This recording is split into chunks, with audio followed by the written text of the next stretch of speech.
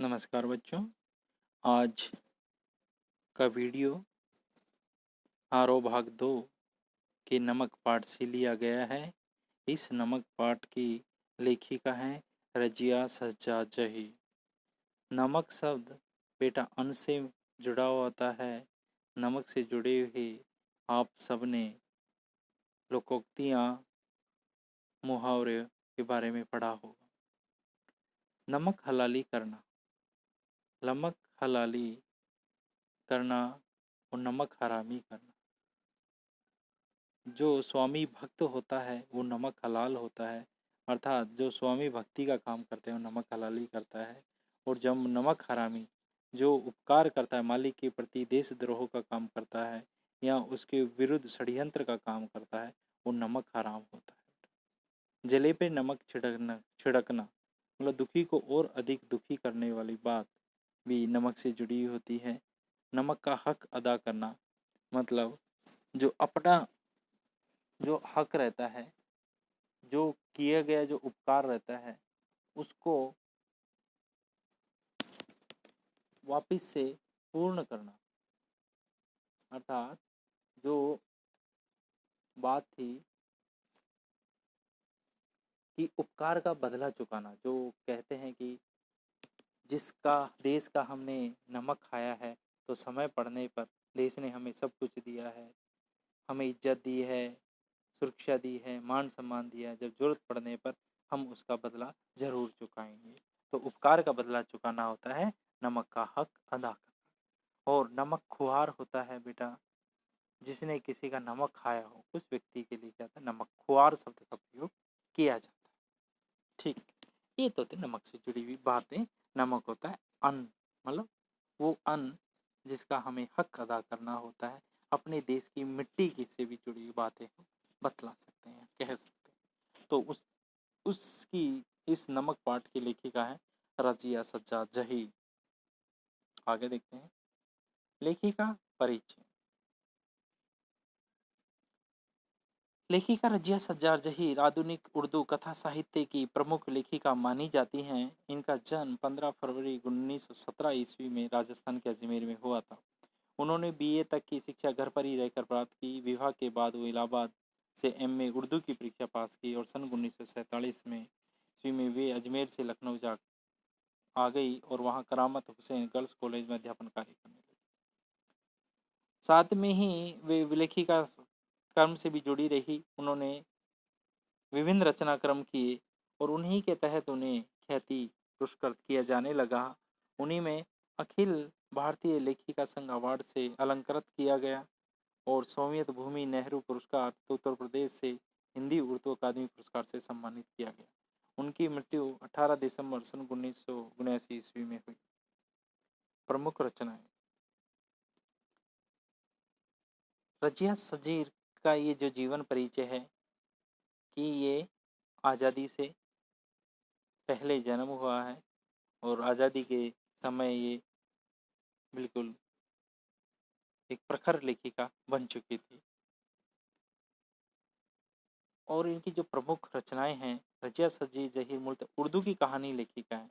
तो इनकी उर्दू कहानियों का संग्रह जर्द गुलाब बड़ा ही प्रमुख है।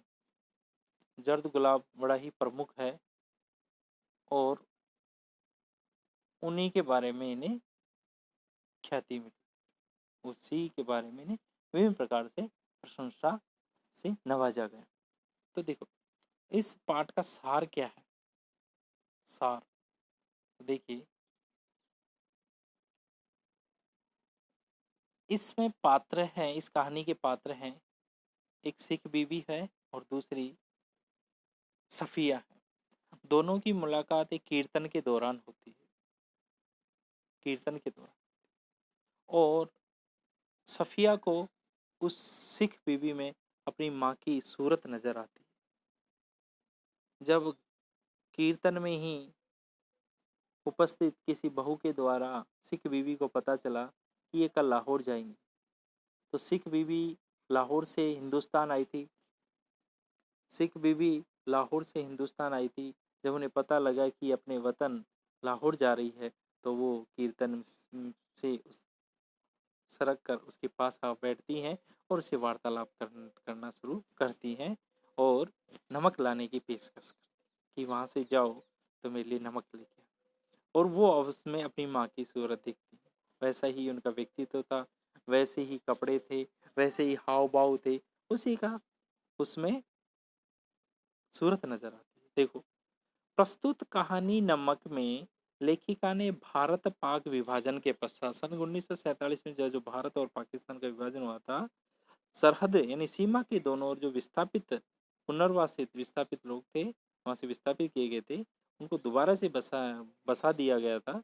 सीमा के दोनों तरफ लोगों के दिलों को टटोलते हुए उनका मार्मिक वर्णन किया है, उनका मार्मिक वर्णन किया है।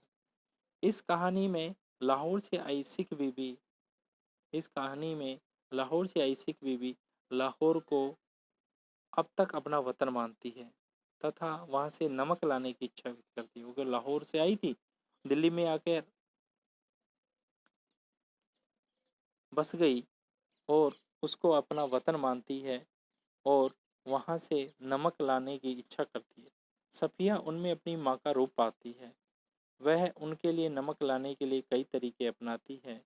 अंत में उसे अपने बैग में रख लेती है। विभिन्न प्रकार के तरीके अपनाती है कि कीनों की टोकरी के नीचे रख लेते हैं, कोई देख नहीं पाएगा, हैं, क्योंकि फलों की टोकरी को ना तो आते समय की कोई जांच कर रहा था, ना ही जाते समय कोई जांच करेगा, परंतु कहते हैं कि ये प्रेम की सौगात है, मैं इसे छुपा कर क्यों ले जाऊं, तो फिर उसे अपने बैग में रख लेती है। तो इस प्रकार से विभिन्न विचार मंथन उसके मन में चलते हैं। उसका भाई एक पुलिस अधिकारी है, वो इसे गैर कानूनी बताता है, वह उसे गैर कानूनी बताता है, फिर भी वह कोशिश करती है तथा कस्टम वाले को सारी बात बताती है। उसका भाई पुलिस अधिकारी उसे गैर कानूनी बताता है, फिर भी वह कोशिश करती है तथा अ, तथा कस्टम वाले को सारी बात बताती है। कस्टम अधिकारी नमक ले जाने की इजाज़त देता है तथा दिल्ली को अपना वतन बताता है। कस्टम उसे उसका नमक ले जाने की इजाज़त देता है और उसे और दिल्ली को अपना वतन बताता है। वो भारत आई अमृतसर में। यहाँ का कस्टम अधिकारी सुनील दास गुप्ता अपना वतन ढाका बताता है। वह कहता है कि ज़मीन पर खींची गई रेखाएं, वो बताता है कि आज़ादी से पहले के समय हम आ गए थे भारत में और हम यहीं बस गए और मेरा वतन ढाका। वह कहता है कि ज़मीन पर खींची गई रेखाएं उनके अंतर्मन तक नहीं पहुंच पाए। ज़मीन मानचित्र में रेखाएं खींच दी गई है, ज़मीन बांट दी, पर उनके अंतर्मन पर, दिल पर ये रेखाएं नहीं खींच पाई हैं। यह कहानी लोगों के दिलों की बात कहती यह कहानी लोगों के दिलों की बात कहती है। यह भावना जब तक सीमाओं के आर पार जीवित है, वो कहने कि जब तक ये भावना, जब ये भावना थी, अपने देश से मिट्टी से जुड़ने की जो बात थी, जब तक ये जिंदा है तब तक उम्मीद की जा सकती है कि राजनीतिक सरहदें एक दिन बेमानी हो जाएंगी। यदि ये राजनीतिक जो सरहदें हैं, ये राजनीतिक मानचित्र जो बने हैं, एक दिन क्या हो जाएंगे, बेमानी हो जाएंगे, अतः इनका वजूद ही खत्म हो जाएगा।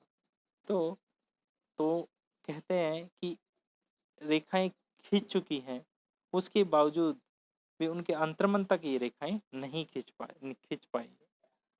तो ये पाठ का सारांश है और वो किस प्रकार से नमक लाने का वायदा पूरा करती है। क्यों? क्योंकि वो शफी अपने आप कहती है मैं सैयद हूँ और सैयदों का काम होता है जान जाए पर वचन ना जाए। वचन की रक्षा करने के लिए वो नमक लेके आती है कि प्रेम की सौगात को मैं छुपा कर नहीं लाऊंगी बल्कि बता के लाऊंगी। क्यों? क्योंकि इंसानियत इंसानियत बड़ी होती है कानून से।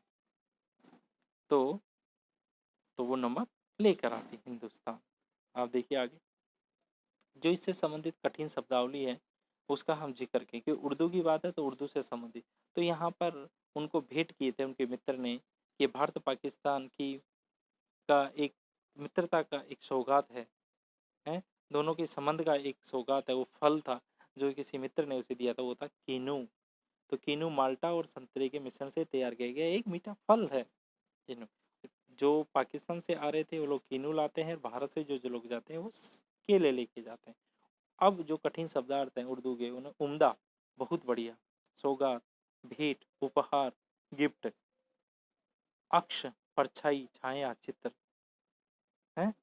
तो जब वो अपने रात में सो रही थी, तो उस समय उसकी खिड़की से पेड़ की परछाई उसकी खिड़की पर आ रही थी, तो उसे बोलते अक्ष। नजरुल, जिसकी वो कविताएं पढ़ा करती थी, वो बंगला के क्रांतिकारी कवि हैं, बंगला के क्रांतिकारी कवि। टैगोर हिंदी के नोबेल पुरस्कार से सम्मानित महान साहित्यकार हैं, जिन्हें गीतांजलि के लिए नोबेल पुरस्कार मिला। लबो लहजा, बोलचाल का तरीका, बाजी यहाँ बहन के लिए बोला है, दीदी के लिए बोला है। मुरोवत, संकोच है, छूट देना होता है। साडा, हमारा। दरखत, पेड़ के लिए बोला है, वृक्ष के लिए बोला है। हसरत, इच्छा होती है। और अदीब, एक साहित्यकार कहते हैं कि आप अदीबों का दिमाग थोड़ा खिसका रहता है। उसके भाई ने सफ़िया के लिए बोला था। तो अदीब का मतलब होता है साहित्यकार, और नफीस का मतलब होता है बढ़िया, क्योंकि लाहौर के लोग नफीस कपड़ों के शौकीन होते हैं, बढ़िया कपड़ों के शौकीन होते हैं। ऐसा वाक्यांश पाठ के अंतर्गत आया था। तो इस पाठ को पढ़ने के बाद ये पाठ का सार आप सबको समझ में आ गया होगा। तो आप सब इस पाठ को दोबारा से समझने के लिए आप इस पुस्तक के इस पाठ को एक बार ध्यानपूर्वक पढ़ना, और पढ़ने से समय ये पूरी कहानी आपके अंतर्मन में बैठ जाएगी। जब अंतर्मन में बैठ जाएगी तो आप समझ पाएंगे कि ये कहानी क्या कहना चाहती। ये कहना चाहती है कि सरहद बट गई, पर लोगों के दिलों की भावनाएं आज भी जुड़ी हुई है। वो एक दूसरे से आज भी मिलना चाहते हैं, उनसे बातें करना चाहते हैं, उनके रीति रिवाज जो सांस्कृतिक कार्य उनमें शामिल होना चाहते हैं। तो आज भी लोगों के दिल नहीं बांटे जा सकते। आज भी उनमें एकता की भावना, मिलन की भावना है, आपसी भाईचारा, प्रेम, इंसानियत की भावना जिंदा है।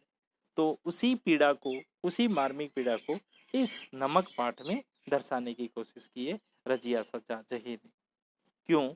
देखिए, जब छपिया हिंदुस्तान जा रही थी जल्दी ही, तो उसके भतीजों ने पूछा था, फूफी जान आप हिंदुस्तान क्यों रहती हैं, और आप इतना जल्दी क्यों जा रही हो, हमारे साथ क्यों नहीं रहती हैं।